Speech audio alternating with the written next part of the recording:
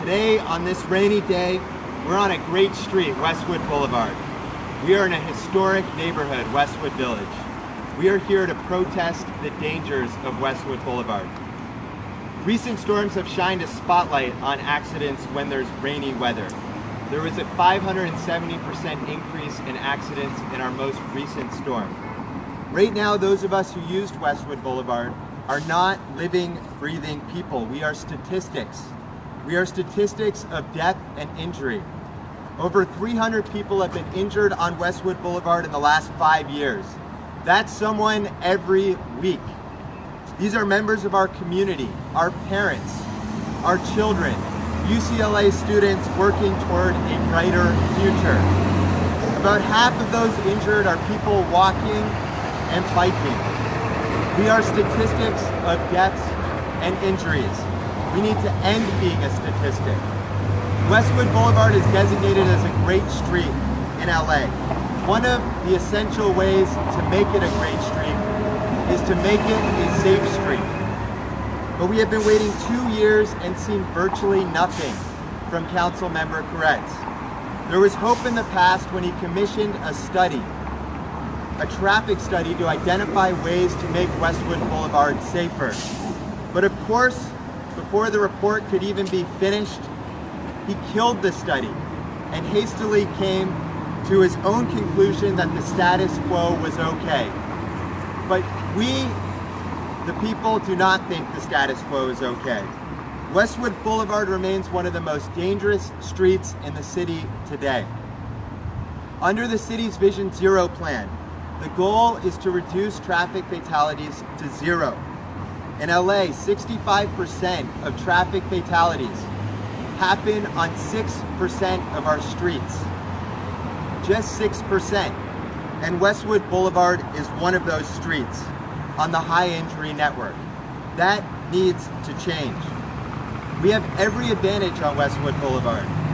On the north side, it feeds into 1,200 students, faculty, and staff at UCLA, half of whom living in the surrounding community and do not drive to campus. From UCLA to Olympic, it's host to restaurants, shops, and more. At Pico, it meets the highly trafficked West Side Pavilion. At the south side, it intersects with the Expo train. Westwood Boulevard has the potential for a more vital future. The Purple Line is being extended across Wilshire, bringing with it more pedestrians, more cyclists, and more people who will come to Westwood Village to work, to play, and to live. We need to make Westwood Boulevard safe for everybody, and the status quo is just not working. It's virtually a death trap. Westwood Boulevard is one of the high injury network streets, and the city's goal is to make it safe by 2017 for everybody, but we're nowhere closer to making it safer.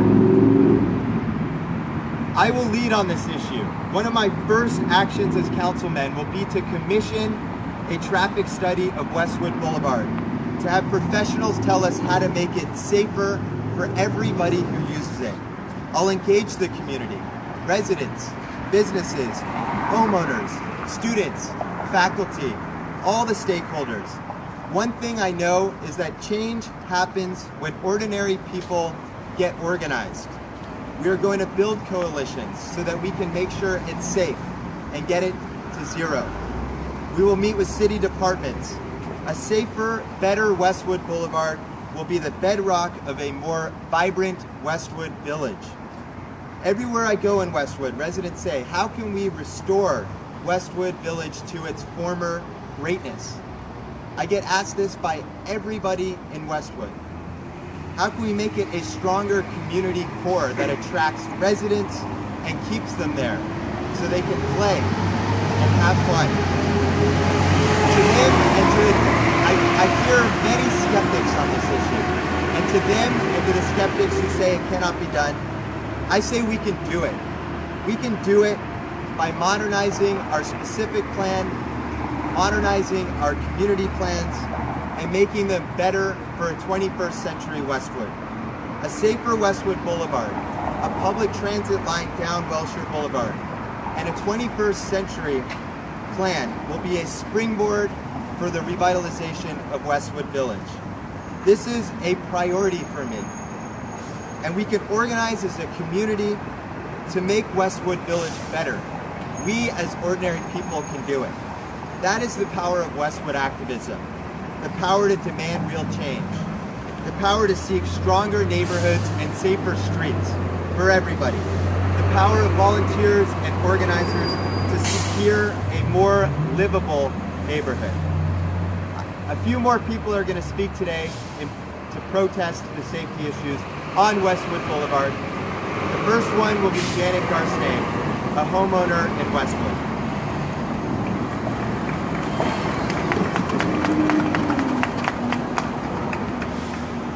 Hi, my name is Janet Garstang. I want to introduce myself and explain a little bit why I'm here on this lovely morning to support Jessica for Council Seat 5. I've lived in Westwood for 39 years this May, completing my 39th year. I'm a homeowner. I went to UCLA, so I've lived on the west side for even longer than 39 years. I care very much about the area, and what I have found and why I feel that we must make a change in our councilman is because I feel like we need leadership for the future, and we can't keep looking to the past and wishing things were the way they used to be 30 years ago. Our population is more dense, and if we look to the future and look forward, we can come up with a plan that will anticipate the needs for the future instead of always reacting to what is happening. I'm a strong supporter in the Westwood bike lane and making Westwood a great street. I'm not a bicyclist. I won't use the bike lane myself. At one time I probably would have, but definitely I wouldn't have at the current safety level because it is so dangerous. And I think there's a lot of people that aren't, that would be pleasure bicyclists and would bike into Westwood. Parking's always difficult, so that would be a great way to get into Westwood if it were safer. And I think we have to address the traffic issues, and this is one of the ways that we can address traffic. Not everyone's going to bike, but some people will, and the more people that use the bike, that's less cars on the street. Different groups have come up with different plans. There was what I thought was a very good alternative that was put out, where it was an exchange of no loss of traffic lanes, and it was shut down. There was a study that was supposed to happen, and then the study got canceled. It never happened. I want to make it clear that there are people that live here. They're not all young UCLA students. There are people that live here that have lived here for a long time that support Westwood, a bicycle-friendly street that is safe by everyone that wants to. I'd also love to see a more walking area and bring in new businesses and make it more like it used to be when I was here. And that would be great.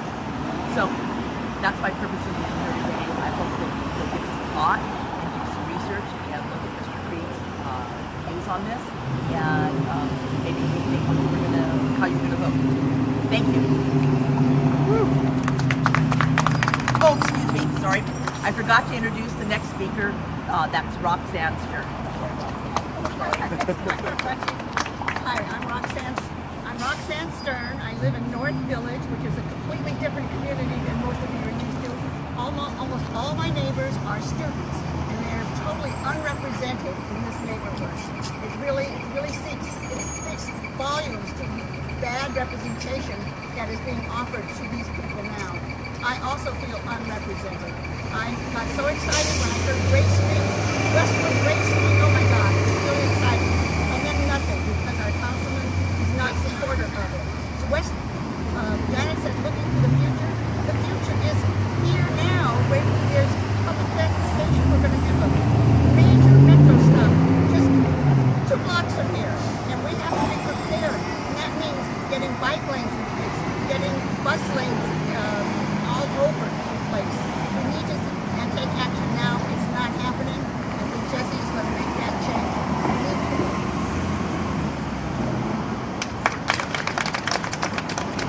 Dr. Jared is going to speak at UCLA. Hi, my name is Michael Jared. I'm the director of the Center for Occupational and Environmental Health at UCLA and the chair of the Department of Environmental Health Science. I also do a lot of research on how to make our cities safer for bikes and pedestrians. And what we know now is that bicycling is a triple win solution. It helps protect the environment because it reduces air pollution and climate change emissions. It also helps people to stay fit. And finally, it gives people an economical means of transportation. In this country, we have a pandemic of physical inactivity. Only 1 in 5 adults meets the recommended Center for Disease Control levels of physical activity. The public health consequences of this are enormous in terms of increased hypertension, high levels of diabetes, excessive levels of obesity, where we now have 2/3 of American adults who are obese, and all of the consequent heart disease and cancer that go along with that level of obesity. So bicycling is a means to combat the physical activity that lies at the very root of some of our most serious public health problems. Here in Westwood, we have virtually no bicycling infrastructure. I commute through Westwood on a bike every day, and I can say it's absolutely the worst part of my ride. I fear this part of my commute, and I worry every day about getting hit. And when we look at what deters people from riding bicycles, the biggest single determinant is their fear for their own safety. So unless we can make the area safer for bicycles, we are not going to see an increase or any effort to decrease the serious public health problems that come with physical inactivity. Just let me give you some statistics. The UCLA Transportation Department estimates that we have 3,000 people coming every day on bicycles. So it's not a matter that we're trying to encourage something in the future. It's happening now, and we're putting people's lives at risk by not having proper bicycle infrastructure. We have 800 of those people riding on Westwood Boulevard. There are many thousands more who walk from either public transit or from locations in Westwood, and the infrastructure for both pedestrians and bicycles is grossly inadequate. Someone walking on Westwood Boulevard is injured walking or biking is injured every 2 weeks. So this is an unacceptable statistic. By not taking action, we're essentially writing our transportation policies in blood. And that's not the way to approach proper urban planning and transportation planning. We need to be proactive, and we need to put the health and safety of the people that are using these streets as a #1 priority. Traffic fatalities are one of the leading causes of death in Los Angeles. So over 200 people die on the streets of Los Angeles every year, and half of those are bikers or pedestrians. We also have new infrastructure that's going in that the university is paying for. There's going to be a bike sharing program that will start this spring. We're spending a lot of time and effort trying to evaluate the public health benefits of that, and we're almost certain that without proper bike infrastructure, we're not going to get a lot of uptake on the bike sharing program.